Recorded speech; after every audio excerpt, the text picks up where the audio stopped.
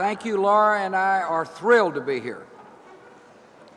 We are honored you would invite us to reopen one of the country's great civic institutions, the Smithsonian's Museum of American History. This building is home to many of our national treasures. It is a reminder of our country's proud heritage. And today we're witnessing the beginning of an exciting new era in its history. And I would urge all our citizens who come to Washington, D.C., come to this fantastic place of learning. Ever since President James K. Polk laid the Smithsonian's cornerstone in 1847, it has been one of our nation's greatest centers of knowledge.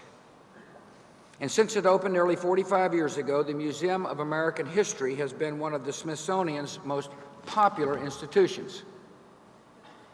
The items on display here are as diverse as our nation.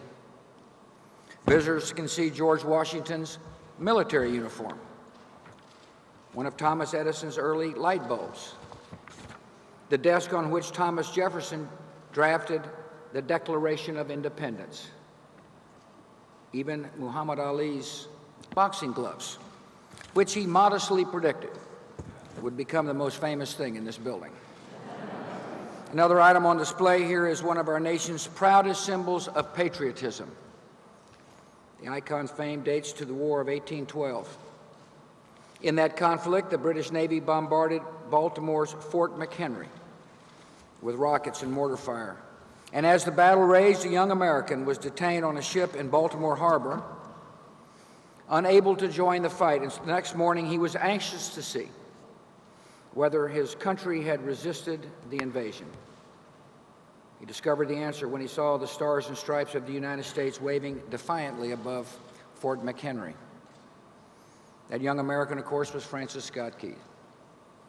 He referred to the moment he saw the flag as an hour of deliverance and joyful triumph.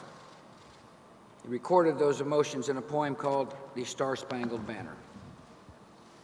Today, nearly 2 centuries after they were composed, his words are written on the heart of every American.